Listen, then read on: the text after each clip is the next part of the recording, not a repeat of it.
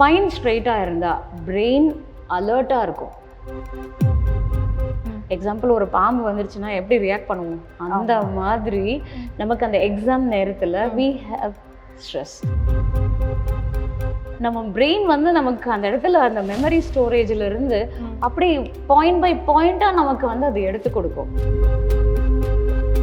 அதை பண்ணிட்டதுக்கு அப்புறமா உட்காந்து படித்தாங்கன்னா ரொம்ப எக்ஸலண்ட்டாக அவங்களால அதை கோ த்ரூ பண்ண முடியும். அவங்க ஸ்பைன் வந்து ஸ்ட்ரெயிட்டாக இருக்கான்றதை பார்க்கணும். ஓகே, குழந்தைங்க படுத்துட்டு படிக்கிறது, டிவி பார்த்துட்டு படிக்கிறது, சில பேர் மொபைல் பார்த்துட்டு மொபைலில் தான் படிக்கிறோம் சில விஷயங்கள். ஆனால் அப்படி டிஸ்ட்ராக்ட் ஆகாமல் அவங்களுடைய போஸ்டரை கரெக்ட் பண்ணிக்கிட்டே இருந்தாங்கன்னா பெஸ்ட்டு. ஏன் அப்படின்னா,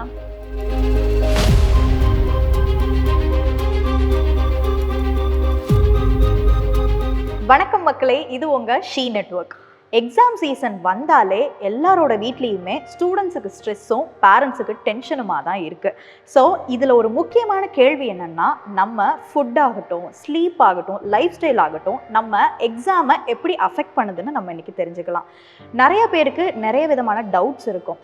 காஃபி அதிகமாக குடிக்கலாமா, இல்லை மெமரி இம்ப்ரூவ் பண்ணுறதுக்கு என்ன மாதிரி ஃபுட்ஸ் எடுத்துக்கலாம், இந்த மாதிரி டவுட்ஸ் எல்லாத்தையுமே நமக்கு கிளியர் பண்ணுறதுக்காக இன்றைக்கி நம்ம கூட ஒரு expert doctor Y Deepa, government Yoga and naturopathy medical college and hospital அவங்க இருக்காங்க. அவங்க கிட்ட எல்லா விதமான டவுட்ஸையும் இன்னைக்கு கிளியர் பண்ணலாம். Hi ma'am. ஹாய் மேம், இப்போது எக்ஸாம் டைம் வந்தாலே ஸ்டூடெண்ட்ஸ் எல்லாருமே ரொம்ப ஸ்ட்ரெஸ்ஸாக இருக்காங்க. ஸோ அந்த ஸ்ட்ரெஸ்ஸை வந்து கம்மி பண்ணுறதுக்கு ஏதாவது ஒரு டிப்ஸ் இருக்கா? கண்டிப்பாடா. ஈவன் நாங்கள் லாஸ்ட் இயர் பார்த்தீங்க அப்படின்னா போர்டு எக்ஸாம் போகிற ஸ்டூடெண்ட்ஸோடைய ஸ்ட்ரெஸ் லெவல் எந்த அளவுக்கு இருக்குது அப்படின்றதே நாங்கள் ஒரு ரிசர்ச் பண்ணோம். அதில் அவங்களுக்கு சில யோகா டிப்ஸும் லைக் இந்தந்த ஆசனாஸ் எல்லாம் பண்ணலாம், இந்த ப்ரீதிங் எல்லாம் பண்ணலாம், இந்த டயட்டெல்லாம் கொடுக்கலாம் அப்படின்றத பார்க்கும்போது ரொம்ப எக்ஸலண்ட்டாக வித்தின் ஒரு 2 வீக்ஸ்லேயே அவங்களுடைய ஸ்ட்ரெஸ் லெவல் குறைஞ்சி தி பெர்ஃபார்ம்டு வெல் எக்ஸாமில். ஸோ இதை நாங்கள் ரிசர்ச்சாகவே பண்ணியிருக்கோம். ஸ்ட்ரெஸ் அதிகமாச்சுனாலே கண்டிப்பாக நம்மளுடைய கன்ஃபியூஷன் ஸ்டேட் அதிகமாகும். எவ்வளோதான் நம்ம இவ்வளோ வருஷம் நம்ம ப்ரிப்பேர் பண்ணாலும் அது கடைசியாக நம்ம வந்து எக்ஸிக்யூட் பண்ணக்கூடிய நேரத்தில் இந்த ஸ்ட்ரெஸ் ஆனது நம்மளுடைய மெமரியை கண்டிப்பாக அஃபெக்ட் பண்ணும். நம்மளை ரொம்ப ஒரு மாதிரி பதற்ற நிலையிலேயே வைக்கும். இப்போது ஒரு ஆபத்துன்னு வருதுன்னு வைங்க, அப்போது நம்மளுடைய ஸ்ட்ரெஸ் ஹார்மோன்ஸ், இந்த அட்ரினலின் அப்படின்ற ஹார்மோன் வந்து அதிகமாக சுரக்கும். இது என்ன பண்ணும், நம்மளை அலர்ட்டாக வச்சுருக்கோம். பட் அதே நேரத்தில் நம்மளுடைய ரொம்ப பதட்டமாக நம்மளை அந்த இடத்துல ஒரு ஃபைட் ஃப்ளைட் ரெஸ்பான்ஸ் கொடுக்குற மாதிரி தான் நம்ம பாடி டெம்பரேச்சர் ரைஸ் ஆகிறது, பால்பிட்டேஷன் அதிகமாகிறது, பிளட் ப்ரெஷர் அதிகமாகிறது, ஒரு மாதிரி ரொம்ப வார்ம்த்தாக நம்ம ஃபீல் பண்ணுறது, இது எல்லாமே ஸ்ட்ரெஸ்ஸோடைய இது. அப்போ நம்மளுடைய பிரெயினில் we have 2 type of nervous system, sympathetic nervous system, parasympathetic nervous system. இப்படி இந்த ஸ்ட்ரெஸ் ரிலீஸ் ஆச்சுன்னா சிம்பத்தட்டிக் தான் இருக்கும்.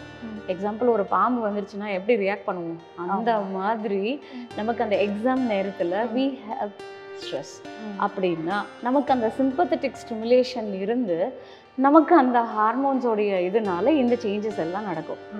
பட் இதை யார் ஒருத்தர் ரொம்ப அழகாக ஹேண்டில் பண்ணி அதை ரொம்ப ஈஸியாக அந்த எக்ஸாமை வந்து ஸ்ட்ரெஸ் ஃப்ரீயாக பண்ணுறோமோ, அப்போ நம்ம எவ்வளோ ப்ரிப்பேர் பண்ணாலும் இது வரைக்கும் படித்ததோ இல்லை இதுக்கு முன்னாடியோ இதை எங்கேயோ கேட்டதெல்லாம் கூட நம்ம பிரெயின் வந்து நமக்கு அந்த இடத்துல அந்த மெமரி ஸ்டோரேஜில் இருந்து அப்படி பாயிண்ட் பை பாயிண்டாக நமக்கு வந்து அது எடுத்து கொடுக்கும். அப்போது அந்த ஸ்ட்ரெஸ் இல்லாமல் இருக்கிறது ரொம்ப முக்கியம். ஸோ இப்போ இந்த ஸ்ட்ரெஸ்ஸை அவங்க எப்படி மேனேஜ் பண்ணலாம்? ஸோ அவங்க ரீடிங் பேட்டர்னை ஃபஸ்ட்டு நல்லா மாற்றணும். எப்படி படிக்கிறதுக்கு முன்னாடி நல்லா நிமிர்ந்து உட்காந்து கண்களை மூடி அவங்களுடைய ப்ரீதிங்கில் ஃபோக்கஸ் பண்ணணும். நல்லா 3 times equal breathing. First start with equal breathing. எப்படி இன்ஹேல் பண்ணுறோமோ அதே லெவலுக்கு exhalation. Do it for 5 rounds. திருப்பி அடுத்தது வந்து பார்த்திங்கன்னா ப்ரொலாங்ட் எக்ஸலேஷன் சொல்லுவோம். அதாவது நம்ம ப்ரீதிங் பண்ணுறோம், எக்ஸேல் பண்ணும்போது ரொம்ப ஸ்லோவாக லாங்காக எக்ஸேல் பண்ணோம் அப்படின்னா இது நம்மளுடைய அந்த ஸ்ட்ரெஸ் லெவலை ரொம்ப அருமையாக குறைக்கும். அடுத்தது 3வது டெக்னிக் என்ன அப்படின்னு கேட்டிங்கன்னா டயஃப்ரமேட்டிக் ப்ரீதிங். நல்லா நிமிர்ந்து உட்காந்து we can adapt chin mudra also. அதை நம்ம தொடையில் வச்சுக்கிட்டு பண்ணாலும் சரி, இல்லை 2 ஹேண்ட்ஸையும் க்ராஸ் பண்ணி வச்சுக்கிட்டாலும் சரி. ப்ரீத் இன் பண்ணும்போது அப்டோமன் வெளியே வரணும், ப்ரீத் அவுட் பண்ணும்போது அப்டோமன் உள்ளே போகணும். இதுதான் டயஃப்ரமேட்டிக் ப்ரீதிங் அப்படின்னு சொல்லுவோம். இந்த 3 ப்ரீதிங் டெக்னிக்கை ஜஸ்ட் இது ஹார்ட்லி டேக்ஸ் 10 minutes தான். அதை ரொம்ப ஸ்லோவாக அதை அப்படியே கான்சென்ட்ரேட் பண்ணி அதை பண்ணிட்டதுக்கு அப்புறமா உட்காந்து படித்தாங்கன்னா அவங்க இந்த ப்ரிப்ரேஷன் பீரியட்லேயே ஸ்ட்ரெஸ் இல்லாமல் ரொம்ப எக்ஸலண்ட்டாக அவங்களால அதை கோ த்ரூ பண்ண முடியும்.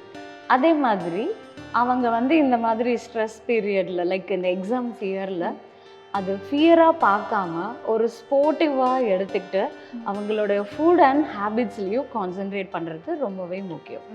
லைக் ஒரு சிம்பிள் சாண்டிங் மாதிரி அக்காரா உக்காரா மக்காரா அப்படின்ற மாதிரி ஒரு சிம்பிள் சாண்டிங். அது என்ன மேம் அந்த மீனிங்? அது மீனிங் வந்து ஓம்காரா. ஓகே. அது மூணுமே வந்து ஃப்ரம் அப்டோமன்லேருந்து ப்ரொடியூஸ் பண்ணக்கூடிய சவுண்ட் அக்காரம், ஃப்ரம் செஸ்டிலேருந்து ப்ரொடியூஸ் பண்ணக்கூடிய சவுண்ட் உக்காரம், from upper part of the நெக்லேருந்து கொண்டு வரக்கூடிய அந்த சவுண்டு மக்காரம். இதை